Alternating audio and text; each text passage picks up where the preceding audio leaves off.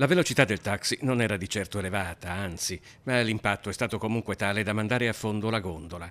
A parte lo spavento, per i 4 turisti finiti in Canal Grande non ci sono state conseguenze. Una botta alla schiena ha invece portato il gondoliere all'ospedale civile per accertamenti.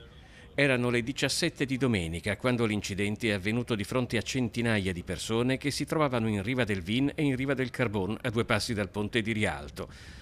Il taxi voleva lasciare strada alla gondola, ma un guasto ha fatto sì che il motoscafo avanzasse invece di arrestarsi. Guasto meccanico, purtroppo, la rottura delle guaine dell'invertitore, è partita la marcia dell'imbarcazione, è stato constatato poi anche dalla polizia municipale, è ben intervenuto il sostituto rispettando le norme di sicurezza e aiutando l'amico gondoliere nel recuperare tutte le persone e portarle in salvataggio. Il sostituto tassista e il gondoliere peraltro si conoscono e si erano appena salutati. Manuel Tiffi, presidente dell'associazione Taxi Sostituti Venezia, sottolinea la correttezza del collega. Il guasto meccanico poteva succedere a chiunque e è stata rispettata la velocità di navigazione in quanto con il Barcavelox, tra l'altro con l'avvento del Barcavelox tutti rispettano i limiti di velocità, un guasto che purtroppo ha traumatizzato fortemente il sostituto ma che ha voluto fortemente appena successo anche richiedere test antidroga e alcol appunto per togliere qualsiasi dubbio. Un ragazzo molto bravo che lavora bene, che lavora in sicurezza,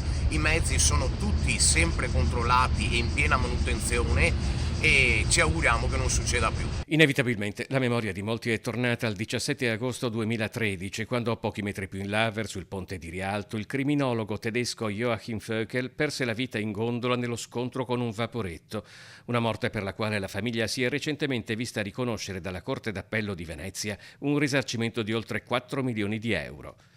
Da una settimana sui canali della città si corre molto meno. L'entrata in funzione di un esercito di barcavelox nelle tratte più percorse sta dando risultati, ma il traffico rimane enorme, soprattutto a Rialto, e a volte la fatalità può essere dietro l'angolo.